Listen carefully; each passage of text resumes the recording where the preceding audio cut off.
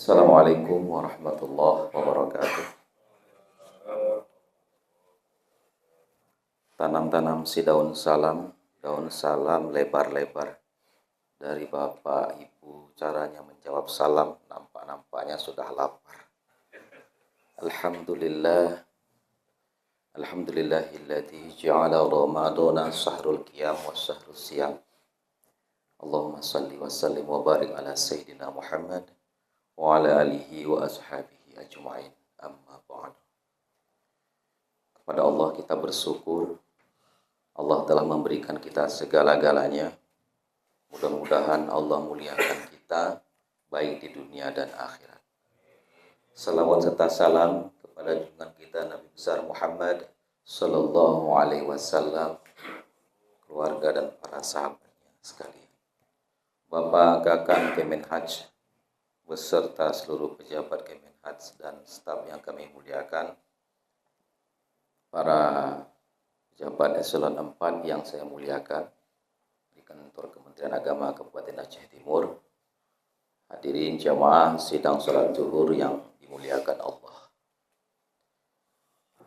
Di dalam kitab Sahih Bukhari juga termaktub di dalam Sahih Muslim dan Sunan Tirmidzi, Abi Hurairah merawikan atau menceritakan dua kalam atau dua ucapan Nabi.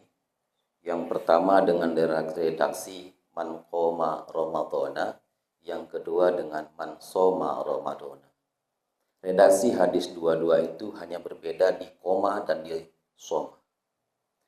Ila akhir menyebutkan man qoma Ramadana imanan, barang siapa atau siapa saja yang berpuasa, mendirikan malam-malam Ramadan dengan iman. Di redaksi satu lagi, barang siapa man soma Ramadana imanan, barang siapa yang berpuasa di bulan Ramadan di siang harinya pastinya dengan iman, ghufirallahu ma taqaddama min dzambi. Allah akan hapuskan, Allah telah hapuskan dosa-dosanya yang telah lewat. Menjadi pertanyaan, bagaimana aplikasi imanan di situ? Karena nanti ada iman wahtisaban, imanannya itu bagaimana? Di dalam kitab Ihya Ulumuddin, Imam Al-Ghazali mengatakan al-imanu nisfani. Iman itu dua perkara. Nisfun sabrun wa nisfun syukrun.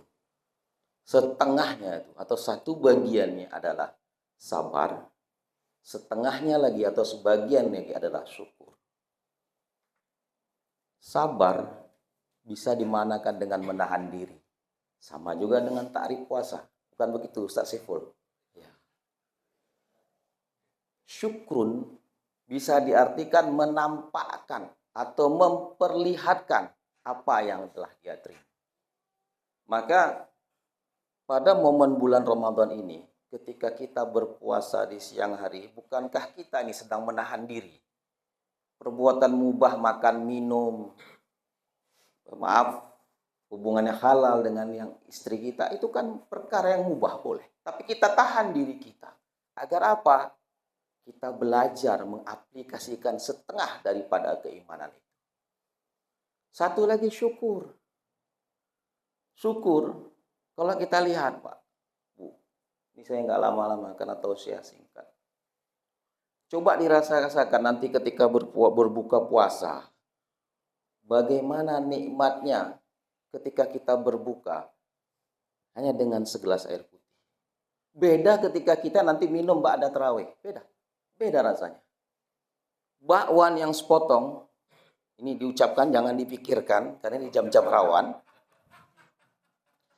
Itu luar biasa nikmatnya ketika nanti kita makan. Ketika berbuka puasa. Beda ketika nanti setelah tarawih. Kenapa di situ bisa terjadi? Karena apa? Kesyukuran. Syukur. Bersyukur kita juga ketika kita masih sanggup melaksanakan ibadah tarawih, ada saudara-saudara kita yang memang tidak mampu. Tidak mampu mungkin karena sakit. Tapi kita masih bersyukur. Karena kita masih bisa melaksanakan ibadah sholat tarawih. Ada sebagian besar orang sehat badannya, sehat raganya, sehat jiwanya, tapi dia tidak melaksanakan. Tapi saya yakin kalau di sini dari wajah-wajah orang-orang Kementerian Agama yang wajah-wajah insya Allah orang-orang soleh, semua melaksanakan ibadah. Bapak Ibu, masyarakat muslimin yang saya muliakan. Kenapa iman tadi yang aplikasinya sabar dan syukur Allah janjikan, Rasulullah janjikan ghufirallahu ma taqaddama min dzambi. Karena ahli sabar, ahli syukur adalah ahli jannah. Sebagai penutup saya kutip apa yang dituliskan oleh Imam Fakhruddin Ar-Razi dalam kitab tafsir Mafatihul Ghaib. Ada seorang yang nama Imran Ar-Razi. Karena Imran Ar-Razi min adami min bani Adam. Dikisahkan Imran Ar-Razi itu adalah orang paling buruk wajahnya di kampung itu. Paling jelek, Pak. Kalau di sini insya Allah ganteng-ganteng semua. Tapi beliau tuh paling jelek di kampung itu. Di sisi lain, wa mra'atuhu min ajmalihim. Namun istrinya wanita yang tercantik di kampung itu. Bapak-bapak yang bayangkan itu. Pria terjelek, wanita istrinya tercantik. Suatu hari istrinya memandangi suaminya Imran Ar-Razi itu. Dia pandang, Pak. Dia pandang, Bu, dari atas ke bawah. Dia lihat seperti ini. Panadarat wa qalat. Dia lihat dan dia katakan, "Bang," kalau bahasa sekarang, kalau dulu mungkin tidak bang ya. Di Arab nggak ada bang, apalagi mas. "Bang, alhamdulillah ala anni wa iyyaka min ahli jannah." Bersyukur ya, Bang. Karena kau dan aku ditakdirkan Allah menjadi ahli surga. Bingung Imran. Ini istrinya kok ngomong seperti ini. Gak ada angin, gak ada hujan, kok bisa ngomong. Dia pegang keningnya lagi. Gak panas, berarti gak ada. Wa qala wa kaifah. Dan Imran berkata, kok bisa seperti itu deh ngomongnya? Yalah, Bang. Ruji'tu mislaka wa iyaka fasyakarta. Aku, Bang, dapati kamu. Kau tahu kan, Bang, kau tuh paling jelek. Iya deh, aku nih paling jelek. Fasyakarta. Kau mendapat aku, deh. Kau mendapati aku, Bang. Kau bersyukur enggak? Ya syukurlah, deh. Aku paling jelek, kau paling ganteng. Kalau aku paling jelek, kau paling cantik. Maka orang yang bersyukur bin ahli jannah. Maka orang yang bersyukur itu ahli surga, Bang. Bersyukurlah kau. Karena kau menjadi orang ahli surga. Wa anni, dan aku, Bang. Ruji'tu mislaka. Aku mendapati engkau, Bang, yang seperti ini modelnya, Bang. Maka aku bersyukur. Dan syukur min ahlil jannah. Maka dengan datangnya Ramadan ini, aplikasikanlah puasa, qiyamul lail dengan kesyukuran yang luar biasa dan kesabaran yang tidak bertepi. Semoga Allah menjadikan kita nanti menjadi hamba-hambanya yang bertakwa sebagai harapan Allah di dalam surat Al-Baqarah ayat 183. La'allakum tattaqun. Terima kasih.